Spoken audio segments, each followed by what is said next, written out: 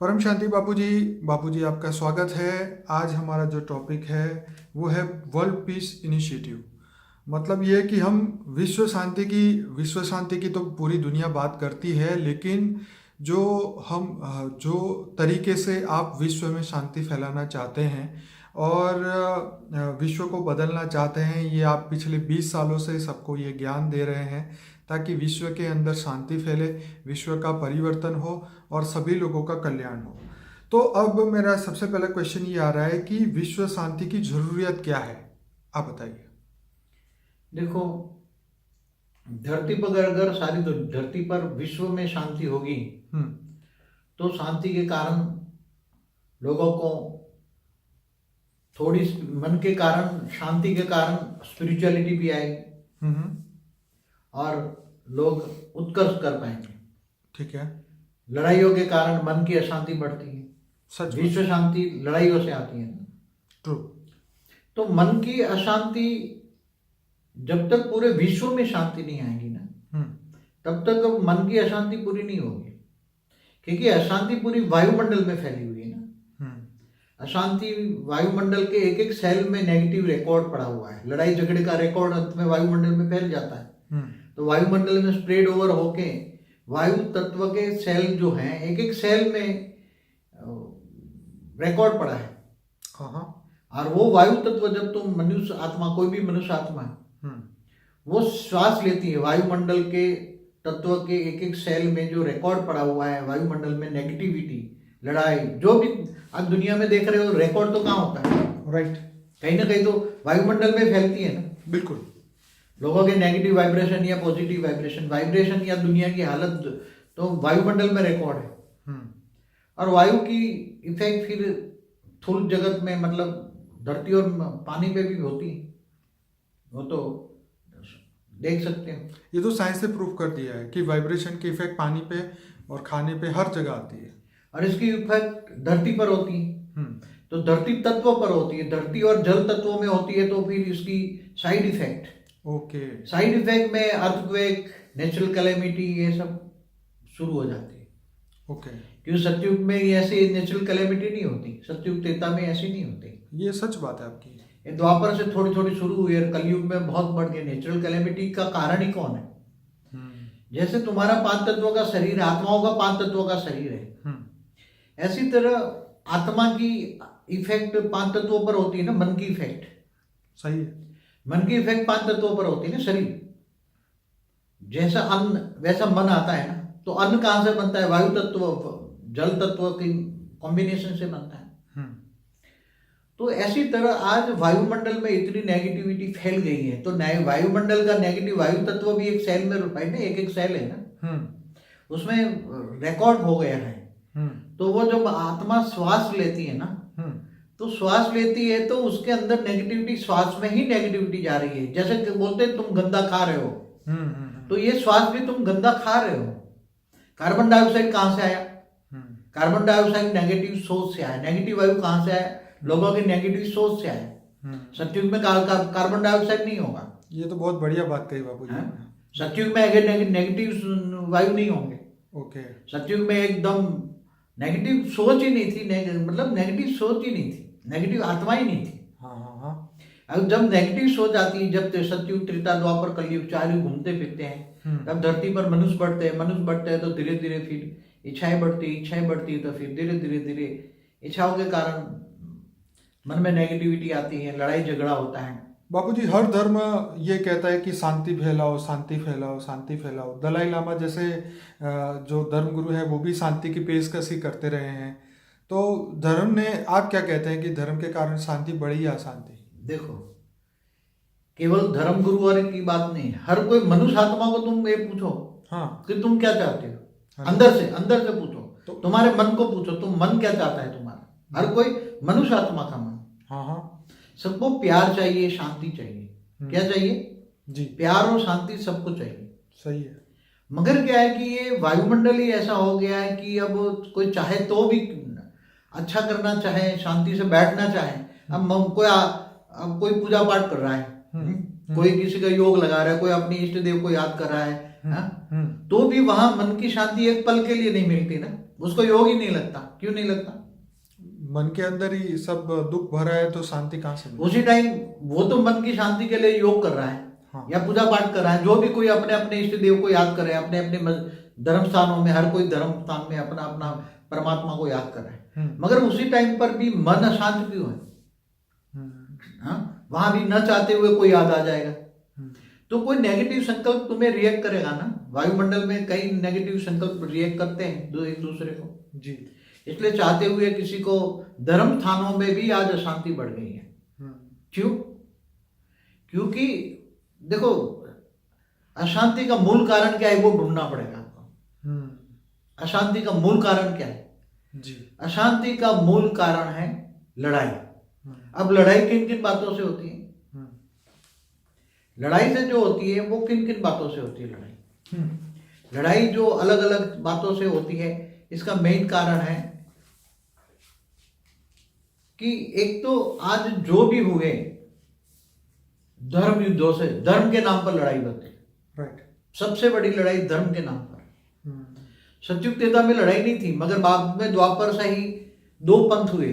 पहले एक की पूजा होती थी धरती पर, एक धर्म, एक भाषा, एक। और बाबूजी, जो देवासुर संग्राम की हम बात कर रहे हैं, तो वो तो मतलब धरती लोक पे नहीं, तो सूक्ष्म दुनिया में भी होता था ना। मगर उसी टाइम सतयुग में थोड़ी आत्माएं कम होती थी, धरती पर भी होता था मगर इसकी इफेक्ट कम होती थी। देवासुर संग्राम जब धरती पर सतयुग होता था तो उसकी इफेक्ट तीसरे लोक या दूसरे लोक तक रहती थी, धरती लोक पर कम इफेक्ट होती थी। ठीक है। मगर इफेक्ट तो होती है सूक्ष्मोत्तर में। जो लड़ाई झगड़ा होती है, चाहे दूसरे लोक में हो, तीसरे लोक में हो, कहीं भी हो, तो लड़ाई झगड़े तो होते ही है ना। और धर्म, देखो धर्म कहाँ से आए?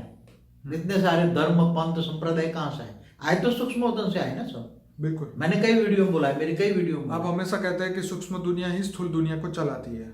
सूक्ष्म दुनिया में जो है वो सारा स्थूल दुनिया में थोपा जाता है। तो इसका मतलब ये हुआ कि अगर यहाँ अशांति फैली हुई है तो सूक्ष्म दुनिया में भी अशांति फैली होगी। पहले स्थूल दुनिया में शांति लाने के लिए सबसे पहले सूक्ष्म जगत को तुम्हें चेंज करना पड़ेगा। कितने? सूक्ष्म। क्योंकि 800 करोड़ आत्मा मनुष्य जो दिखती है वो तो ना के बराबर है, वो बेहिसाब ऊपर सूक्ष्म जगत में आत्मा है। दूसरे लोग, तीसरे लोग, जैसे आप कह रहे हैं 10 गुना आत्माएं। 10 गुना नहीं, कई गुना। हाँ, कई गुना। तुम गुना नहीं गिन सकते उसकी, क्योंकि ये तो हमारे धरती के, वो जो बोला था मैंने, धरती के पास तुम्हारे पास मनुष्य आत्माओं के साथ जो भूत प्रेतों की जो संख्या है वो मैंने 10-20 गुना कही थी। अच्छा। मगर इसके ऊपर जो 200 किलोमीटर ऊपर, 1000 किलोमीटर, कई लेयर्स है ना, तो जो लोग बताए ना, हिंदू शास्त्रों में लोग बताए ना। तो मतलब ये ब्रह्मांड के अंदर ऐसी अरबों खरबों आत्मा है जिसकी गिनती, जैसे तारे नहीं गिन पाते, इसी तरह आत्माएं भी नहीं गिन पाएंगे। और वहां पर भी अशांति है, इसलिए उनके वाइब्रेशन के कारण धरती लोक पे भी अशांति फैली हुई है। आपका मतलब? देखो, आपको एक छोटा सा एग्जाम्पल दूं। क्या कोई भी एक देश आज शांति रह सकता है शांति से? वो नहीं चाहता लड़ाई, मगर दूसरे के ऊपर से लड़ाई करेंगे तो तुम क्या करोगे? सच है। मगर धरती पर तुम शांति फैलाना चाहते हो, तो पहले वो धरती पर इफेक्ट किसकी होती है? सूक्ष्म जगत वालों की। जब देवासुर संग्राम होते हैं, तीसरे लोक में होते हैं, स्वर्ग लोक में होते हैं। तो शायद इसीलिए विश्व शांति के लिए यज्ञ करवाए जाते थे पहले के जमाने में। पहले जमाने में जो यज्ञ कराए जाते थे वो देवताओं को आहुति देकर देवताओं को शांत किया जाता था। उसकी प्रोसीजर क्या है पहले समझो। जो भी यज्ञ दिया जाता था, यज्ञ में सबको भाग मिलता था। हाँ। जो अग्नि देवता, वायु देवता, जल देवता, सभी देवता, इंद्र को, क्योंकि देवताओं को शांत करने के लिए यज्ञ किए जाते थे।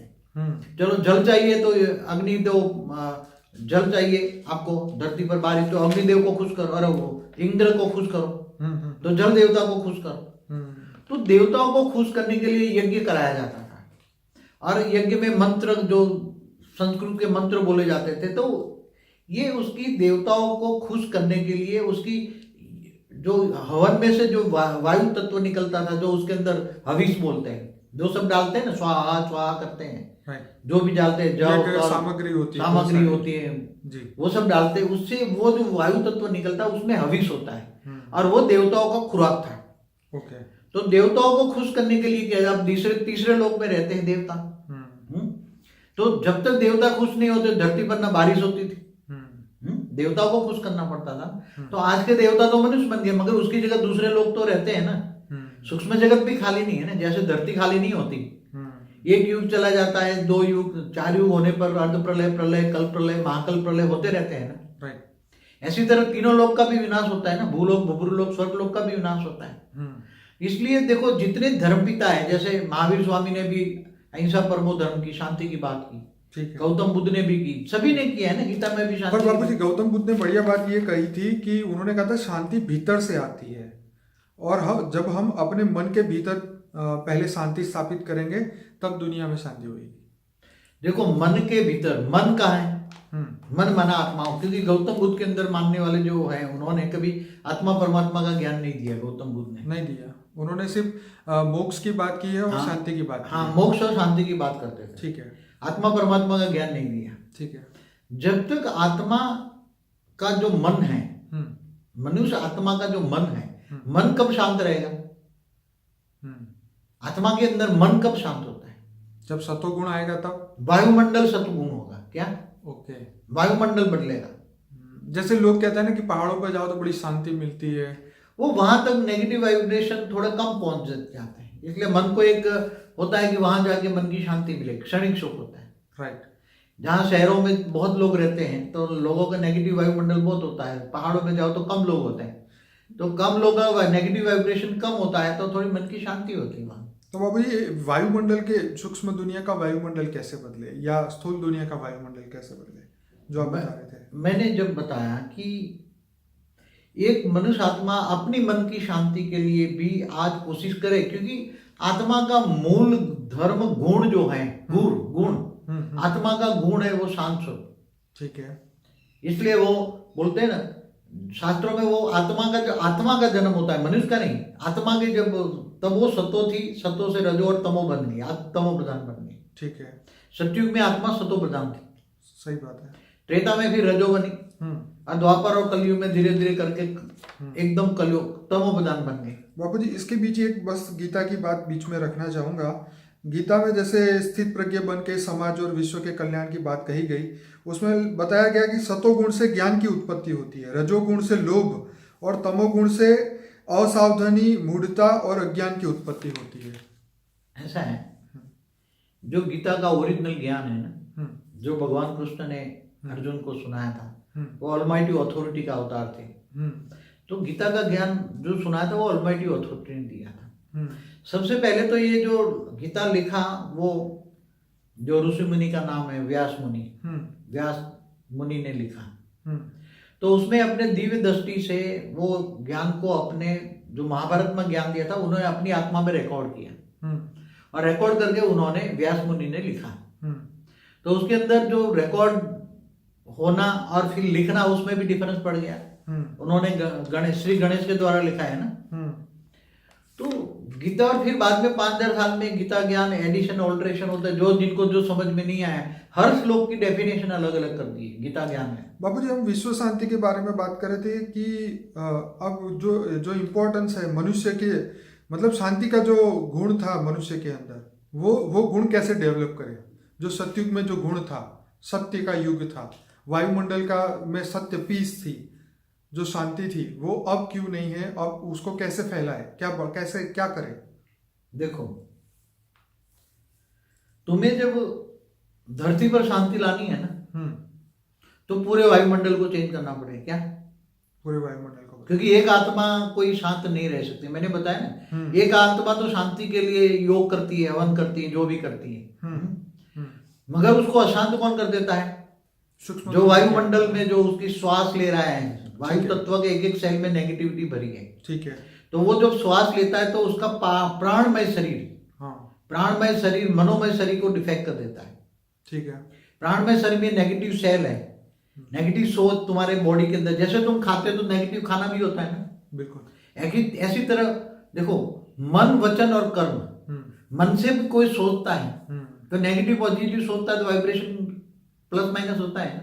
बिल्कुल। ऐसी तरह खाना खाने से भी जैसा अन्न वैसा मन होता है जी। तो ये प्राण जो वायु है, प्राण वायु के अंदर नेगेटिव, जो सारी वायु तत्व में नेगेटिविटी पड़ी है, वो श्वास में जाती है।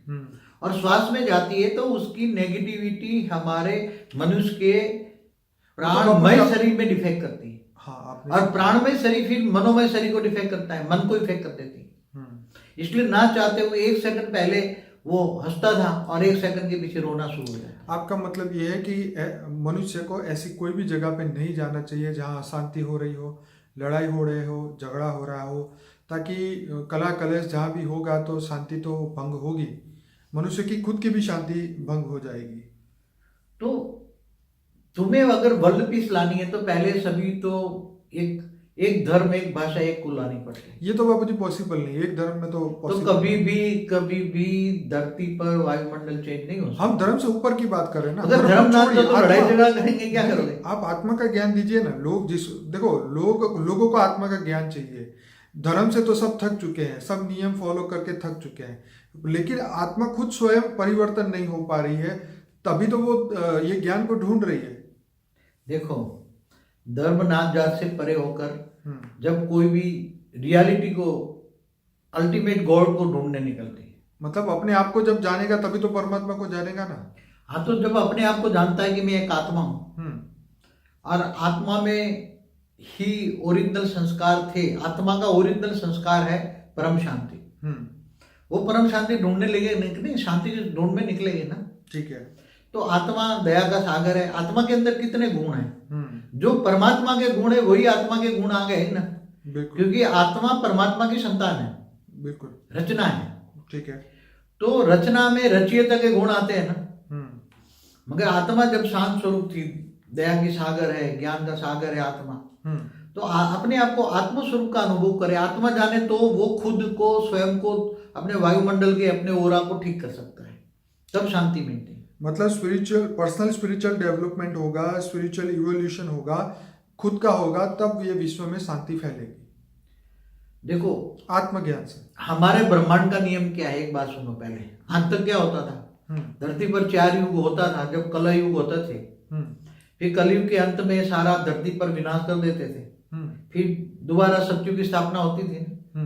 तो विनाश के बाद नया युग आता था ना। आज तक यही नियम था ना, 4 युग पूरा होने पर सतयुग, त्रेता, द्वापर, कलयुग। ये तो शास्त्रों में लिखी हुई। हाँ, मगर शास्त्रों में भी क्यों नहीं होता था? विनाश के बाद ही, क्योंकि आत्मा को, तुम धरती पर अनेक धर्म, अनेक भाषा, अनेक कुल आते हैं, तो एक धर्म, एक भाषा, एक कुल के बिना धरती पर नहीं आती। मगर आत्मा जब उससे ऊपर उठकर आत्मस्वरूप बनती है और ऑलमाइटी को जानती है, तब आत्मा में पावर आती है। और आत्मा में पावर आती है तो पहले अपनी सुरक्षा करती है, अपना ओरा ठीक करती है, अपना सूक्ष्म शरीर चार्ज करती है, स्थूल शरीर चार्ज करती है। तो इसके कारण बाद में वो घर का वायुमंडल होता है परम शांति, आत्मस्वरूप बनकर परम शांति। उसको चाहिए शांति, तो जो चाहिए वो वाइब्रेशन फैलाएगी ना। अगर उसको शांति चाहिए तो परम शांति के वाइब्रेशन फैलाएगी, तो वो उसको शांति मिलेगी ना। आत्मा को क्या चाहिए? तो आपको शांति चाहिए ना। बाबूजी, शांति के लिए मनुष्य कितनी कीमत चुका सकता है? मतलब शांति की क्या कीमत हो सकती है मनुष्य के जीवन में? मनुष्य के जीवन में शांति ही चाहिए। क्या हर चाहिए? कीमत पे। हर कीमत पे। मनुष्य शांति के लिए कहाँ कहाँ भटकता है? मन अशांत है आत्मा का, मनुष्य आत्मा का मन अशांत है। तो मन अशांत है तो कभी धर्म स्थानों में जाता है, कभी पहाड़ों में जाता है, कभी इधर जाता है, कभी इधर जाता है। शांति की खोज में मनुष्य जो है हर जगह जाता है, अपना रुपया पैसा सब कुछ लगा देता है उस शांति को खोजने के लिए जो उसकी आत्मा के भीतर है, लेकिन वो आत्मज्ञान प्राप्त नहीं करता, इसीलिए उसको वो आत्मा की परम शांति नहीं मिलती। देखो, भक्ति मार्ग में भी कहा है, ज्ञान में भी कहा है, गीता में भी कहा है, अंतर्मुखी सदा सुखी। क्या सही है? और जो बहिर्मुखी है, बाहर जो शांति को ढूंढता है, वो हमेशा दुखी होता है। मैं एग्जाम्पल आपको बताऊं, घर बैठे जिनको आत्मस्वरूप की अनुभूति हो जाए, आत्मस्वरूप में ठीक हो जाए, गीता ज्ञान, गीता में क्या गया? तू मुझको आत्मस्वरूप बन, भूत परमात्मा को याद कर, मैं तेरे सब पापों का विनाश कर दूंगा और फिर अंत में तुम्हें परम धाम ले जाऊंगा। ये बोनस है। क्या है? ठीक है। मगर इस जन्म में तो उसका आत्मस्वरूप में विक्रम विनाश हो जाएगा ना।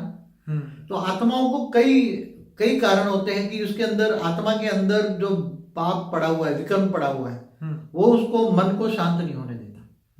आत्माओं के अंदर कर्म बंधन है। क्या है? कर्म बंधन। कर्म बंधन के कारण आत्मा शांत नहीं हो सकती। एक तो वायुमंडल नेगेटिव रिएक्ट करता है और दूसरा है उसके आत्मा में पड़ा हुआ कर्म। कर्म उसका कारण शरीर में रिकॉर्ड पड़ा है, और कारण शरीर सूक्ष्म शरीर को इफेक्ट करता है, सूक्ष्म शरीर स्थूल शरीर को इफेक्ट करता है। इसलिए आत्मा ढूंढती है, मगर स्पिरिचुअल आत्मज्ञान के बिना कोई भी आत्मा शांत स्वरूप नहीं हो सकती। इसलिए पहले आत्मा को बेसिक फाउंडेशन है आत्मस्वरूप। आत्मस्वरूप में स्थित होकर आत्मा अपने विक्रम को विनाश करे और परम शांति के वाइब्रेशन डाले, तो उसके घर में अंदर परम शांति आ जाएगी, वायुमंडल में भी शांति फैलेगी, तब उसको परम शांति का अनुभव होगा और वो अपने घर को बदलेगी। फिर धीरे धीरे वायुमंडल बदलती जाती है। तो इसका मतलब ये हुआ कि विश्व शांति हमारे से अलग नहीं है। हम शांत होंगे तो दुनिया शांत होगी। मगर स्व परिवर्तन ही विश्व परिवर्तन है। तो विजुअलाइज वर्ल्ड पीस मतलब हम ये सोचते रहे कि परम शांति हो रही है, वही वाइब्रेशन डालते रहे। देखो, कोई भी एक आत्मा जब कोई शुरुआत करती है कि मुझे दुनिया में शांति लानी है, तो उसके अंदर एक तो मूल अशांति का कारण क्या है, वो मूल है। अब मूल तो पता लग गया, अब मूल का कारण कैसे करेगा, तो उसको परम शांति फैलाने के लिए, शांति फैलाने के लिए कुछ एक संगठन बनाना पड़ता है। बाबूजी, मैं यहाँ पे एक साइंटिफिक फैक्ट बताना चाहूँगा जो ग्रुप मेडिटेशन के ऊपर बेस्ड है। एक ग्रुप मेडिटेशन से युद्धों को रोका जा सकता है। जैसे जिस प्रकार डिस्प्रिन खाते ही सिर दर्द एकदम स्पीड में ख़त्म होता है, इसी तरह बर्लिन में वर्ल्ड कल्चर फेस्टिवल में 150 कंट्री के 70,000 लोग एक साथ बैठे विश्व शांति के लिए, कंधे से कंधा साथ में जोड़ के बैठे और ग्रुप मेडिटेशन किया विश्व शांति के लिए। ये 1980 में लेबनान का जब ये वॉर चल रहा था, तब ये डिस्कवर किया गया कि मेडिटेशन से युद्ध की संभावनाओं को कम किया जा सकता है। 1000 लोग जेरूसलम में वर्ल्ड पीस के लिए बैठे, तो उनको ये रिजल्ट मिला कि लेबनान के जो डेथ रेट है वो 75% कम हो गया। वहाँ पे क्राइम, एक्सीडेंट, फायर और जो ऐसे हादसे हैं वो सब कम हो गए। तो आप क्या कहते हैं कि विश्व शांति के लिए अगर मेडिटेशन किया जाए तो इससे क्या फर्क पड़ सकता है अध्यात्म, आपके हिसाब से? देखो, जब एक ग्रुप शांति के वाइब्रेशन के लिए शांति फैला रहा है, चाहे कोई भी धर्म नाच जात हो, उसमें हम नहीं पढ़ते हैं, ठीक है, कोई भी धर्म हो, मगर जब शांति के लिए प्रार्थना की जाती है, ईश्वर को प्रार्थना करते हैं कि हे ईश्वर सबको शांति दे, शांति दे, शांति दे, ईश्वर को प्रार्थना करते हैं, प्रार्थना बोलते हैं। तो सब एक बहुत बड़ा समूह, हजारों लोग शांति के लिए ईश्वर को प्रार्थना करते हैं। तो इसकी मन की पुकार, इसके मन से वाइब्रेशन पुकार के आत्मा की पुकार परमात्मा तक तो पहुंचती है ना अंत में। परमात्मा कोई ऐसा बहरा तो नहीं है ना, चाहे वो परम धाम में रहता हो, मगर उसकी नजर तो हमेशा अपनी सृष्टि पर तो होती है ना। बिल्कुल। हाँ, चाहे इस ब्रह्मांड का रचयिता निराकार शिव हो, चाहे गैलेक्सी का मालिक महाशिव हो, ब्रह्मा विष्णु शंकर तो आपस में ही लड़ते रहते हैं, तो वो तो धरती पर क्या स्थापन करेंगे। बाबूजी, ब्रह्मा कुमारी जैसी संस्था विश्व शांति के लिए बहुत बड़ा काम कर रही है, लेकिन लोगों को, अपने डिवोटी, अपने भक्तों को, अपने फॉलोअर्स को यही सिखा रही है कि विश्व युद्ध होगा और सब खत्म हो जाएगा और नया सत्युग आएगा। देखो, इनका कंसेप्ट जो, और ज्ञान भी है 5000 साल का वर्ल्ड ड्रामा वो रिपीट होना है सब ना। मगर क्या है कि इनका कंसेप्ट ये कि दुनिया का विनाश हो जाएगा और सिर्फ हम ही बचेंगे। क्या सिर्फ हम ही बचेंगे? यही उनका सबसे बड़ा वो ये जो है कि केवल हम ही बचेंगे। जैसे क्रिश्चियन भी लोग तो कहते हैं कि ये हम ही बचेंगे, जो यीशु ख्रिस्त को मानेगा हम ही बचेगा, बाकी सबका ये होगा। सभी धर्म वाले ऐसे ही कहते हैं। तुम हमारे मतलब अपने अपने धर्म के अंदर धर्म के, तो ऐसा नहीं होता। विनाश के लिए लोग तो विनाश हो जाएगा, विनाश हो, इसके वाइब्रेशन, विनाश शब्द बोलने से ही वाइब्रेशन फैलते हैं। इसलिए विनाश शब्द नहीं, परिवर्तन, परिवर्तन बोलो, अच्छा बोलो। ब्रह्मा कुमारी में ही बोला है, विनाश शब्द कहेगा उसका ही विनाश हो जाएगा। परिवर्तन बोलो, विश्व परिवर्तन बोलो, विश्व परिवर्तन बोलो, बार बार वाणियों में बोला हुआ। खैर, अब तो फिर भी ये लोग सुधरते नहीं ना। अभी तो उन्होंने कई भविष्यवाणियां की, उन 36 से लेकर 80 सालों में कई बार बोला, अभी भी बोलते हैं, रेशनिंग भर लो 1 साल का, अभी भी बोल रहे।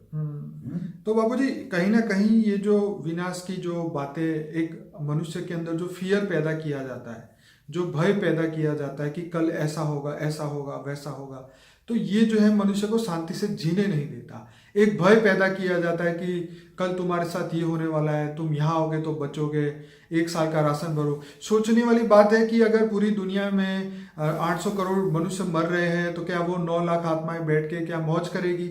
अगर 1 साल का राशन है तो वो भी खत्म हो जाएगा।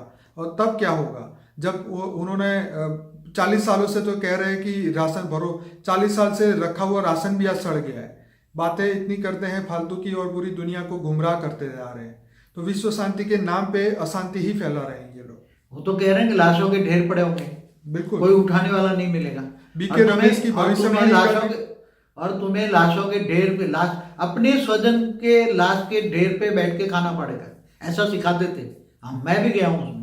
हाँ, तो ये मैं भी 86 से लेकर 92 तक वहां था, मगर बता कि इनका लक्ष्य उल्टा है। फिर दूसरी संस्थाओं अब में तो भी बाबूजी बहुत- वो लोगों ने ये बात करनी बंद कर दी है। हालांकि बीके रमेश का जो एक वीडियो है भविष्य विनाश की भविष्यवाणी, अगर किसी को इंटरेस्ट है तो वो देखे तो पता चले कि उनके वाइब्रेशन कितने खराब है।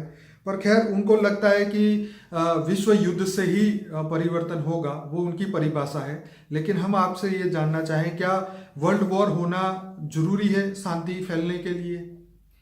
देखो, मैं कई महाभारत के युद्ध के एपिसोड बनाए ना, उसमें भी बोला था क्या थर्ड वर्ल्ड वॉर हो जाता है, हो जाएगा, तो तुम सोच सकते हैं, इसकी कल्पना कर सकते हो कि उसकी आत्मा की क्या हालत होगी। आत्मा की हालत क्या होगी, कितनी तड़पेगी आत्मा। तो बॉडी तो डेड बॉडी होगी ना, बिल्कुल, मगर उसमें आत्मा तो सूक्ष्म शरीर के साथ निकल जाएगी ना। 100%। तो उसकी आत्मा की अंतमति सो गति क्या होगी, उसकी आत्मा शरीर छोड़ते वक्त क्या हालत होगी। सारी दुनिया पर विनाश की लाशों के ढेर पड़े होंगे ना, बिल्कुल। कोई उठाने वाला रहेगा? कोई भी हो, चाहे कहते हैं हमने महाभारत युद्ध में बोला, चाहे कौरव हो चाहे पांडव हो, चाहे कोई भी हो, चाहे कोई भी धर्म, नाम, जात, संप्रदाय, कोई बचेगा? तो ये जो अब चलिए, ये तो इनकी बात हो गई, पर विश्व शांति के लिए अब मनुष्य क्या करे, उसकी ड्यूटी क्या है? जो मनुष्य है शांति के लिए क्या करे, सबसे बड़ा सवाल है। देखो, हर कोई मनुष्य चाहता है मैं शांति पाऊं, मुझे शांति मिले। ठीक है। हर कोई मनुष्य आत्मा तो अंदर से शांति चाहती है, 100%। उसको प्यार भी चाहिए, 100%। और उसको अंदर से शांति से रहने के लिए कोशिश भी करती है, मगर शांति नहीं पाती बेचारी। उसको मूल कारण पता नहीं है ना, दुनिया वालों को पता नहीं है। क्योंकि जो अशांति कहाँ से क्रिएट होती है, उसका मूल कारण उनको ढूंढना पड़े। धरती पर जो धर्म युद्ध होते हैं, धर्म के नाम पर लड़ाई झगड़े होते हैं, इसके कारण अशांति क्रिएट होती है। सबसे बड़ा प्रॉब्लम है धर्म, संप्रदाय, नात, जात। सबसे बड़ा अशांति क्रिएट करने वाला काम क्या है? धर्म, नात, जात। धर्म के नाम पर ही लड़ाई झगड़ा बहुत होती है। तो लड़ाई झगड़ा ना हो, इसलिए धीरे धीरे कुछ आत्माओं को निमित्त बनाकर परम शांति के वाइब्रेशन फैला सकते हैं। और केवल हमारे एक ब्रह्मांड की स्थूल और सूक्ष्म की बात नहीं है, ऐसे तो अनंत कोटि ब्रह्मांडों में भी लड़ाई हो रही है। पूरी गैलेक्सियों में आपने गैलेक्सियां लड़ रही हैं। महाशिव से लड़ रहा है, शिव से लड़ रहा है। ब्रह्मांडों में भी युद्ध हो रहा है, महाब्रह्मांडों में, गैलेक्सियों में भी युद्ध हो रहा है। मैं जब कई बार दिव्य दृष्टि से देखता हूँ पूरी गैलेक्सी, यूनिवर्स, मल्टीवर्स तक कई बार, तो पूरे मल्टीवर्स में जितने भी सोलर सिस्टम हैं, तो केवल एक धरती की बात नहीं, सूक्ष्म जगत में भी लड़ाई है, तो यूनिवर्स में भी लड़ाई है।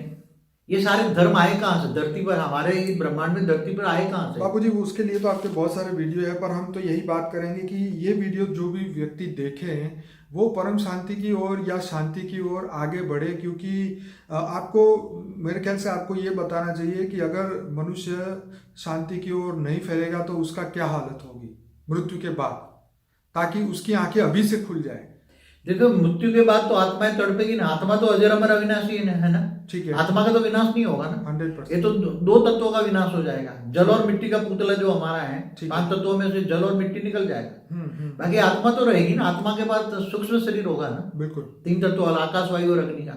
100%। तो आत्मा कितनी तड़पेगी, और आत्मा कितनी तड़पेगी अगर विनाश हुआ तो। और विनाश करके करके पूरा सूक्ष्म तन में तड़प रहेगी, पूरा सूक्ष्म तन में तड़पन जाएगी। आत्माओं की नेगेटिविटी तो पूरे सूक्ष्मोत्तर में फैलेगी। जब कहते हैं कि मनुष्य का एक संकल्प ब्रह्मांड तक के उस पार, मतलब यहाँ बैठा हुआ संकल्प ब्रह्मापुरी तक, विश्वपुरी तक जा सकता है, तो जो दुख का भी संकल्प तो ट्रैवल करेगा ना पूरे यूनिवर्स में। देखो, स्थूल वतन का मनुष्य का संकल्प ब्रह्मापुरी तक जाता है। ठीक है। और उसके ऊपर भगवान भी तो देखता है ना, ये जो ब्रह्मांड का मालिक शिव निराकार भी तो देखता है ना। क्या ऊपर बैठा बैठा क्या करता है, कहते हैं ना कई लोग, मनुष्य ऊपर बैठा बैठा क्या करता है। इसका मतलब ये हुआ कि अगर वो चाहता विनाश तो वो तो कब से कर लेता है। कोई संस्था की राह थोड़ी देखता कि ये लोग लिख के बताएंगे, दुनिया को बताएंगे तभी हम करेंगे। वो तो कभी भी कर लेता ना, लेकिन वो कुछ और चाहता है, इसकी वजह से तो ये रुका पड़ा है ना। थर्ड वर्ल्ड वॉर इतने साल से क्यों नहीं हुआ? कई लोगों ने कितनी प्रिडिक्शन की। 76, 86, 96, 2000, 2012 तक गया ना सबका। अभी भी क्यों नहीं हुआ? आज 18 हुआ, क्यों नहीं हुआ? और 18 में भी बहुत भविष्यवाणियां हैं कि थर्ड वर्ल्ड वॉर होगा। मगर देखो बापूजी, आज दुनिया को एक नया रास्ता चाहिए, जो परिवर्तन का रास्ता हो, जो आप बता रहे हैं। लेकिन अब आत्मा को हम जो बात कर रहे थे कि आत्मा को मृत्यु के बाद भी अगर शांति नहीं प्राप्त हुई तो फिर क्या होगा उसका? हमारा लाइफ आफ्टर डेथ का वीडियो देखे, उसमें बताया है मनुष्य की मृत्यु के बाद की क्या होती है। अगर उसने अपने संस्कार नहीं बदले, अगर ये नेगेटिव वाइब्रेशन उसने नहीं बदले, यही लड़ाई झगड़े के वाइब्रेशन फैलाता रहा, अगर विश्व में अशांति के वाइब्रेशन फैलाता रहा तो क्या होगा उसका? वो तो सूक्ष्म जगत में लड़ाई झगड़ा करेंगे ना। हाँ, वो तो भूत प्रेत बन के लड़ाई झगड़ा करेंगे, अंतमति सुगति। तो इसका मतलब ये हुआ कि जब तक उसके मन में, उसके मतलब मृत्यु के बाद भी अगर उसके मन में वो वाइब्रेशन रहे तो उसको मृत्यु के बाद भी शांति नहीं मिलेगी, उसको परम शांति नहीं मिलेगी। जीवन फिर से जीवन में आना पड़ेगा उस कर्मों के कारण, उसको भुगतने के लिए। अगर जीवन नहीं मिला तो उसको जानवर योनि में जाना पड़ेगा, या उसको असंख्य 84 लाख योनि में जाना पड़ेगा, फिर भी उसको शांति नहीं मिलेगी। और सबसे बड़ी बात जो है, आत्मा का जो मूल धर्म जो है, वो मोक्ष प्राप्त के लिए उसने जन्म लिया है, वो कहीं ना कहीं यहाँ पे गायब होता दिख रहा है। देखो, क्या जानवर, मनुष्य, पशु पक्षी सब कोई नहीं बचेगा ना, 100%। तो जो मुक्ति, जीवन मुक्ति का कार्य जब ऐसा वक्त होता है ना, तब ये ब्रह्मांड, महाब्रह्मांड का मालिक या यूनिवर्स का मालिक काम नहीं कर सकता। समझ में आए? उनमें उसको सृष्टि बदलने की पावर नहीं होती। वो विनाश कर सकते। क्या कर सकते हैं? बापूजी, मैं ये वीडियो को यहीं रोकूंगा, हम दूसरा पार्ट बनाएंगे। परम शांति।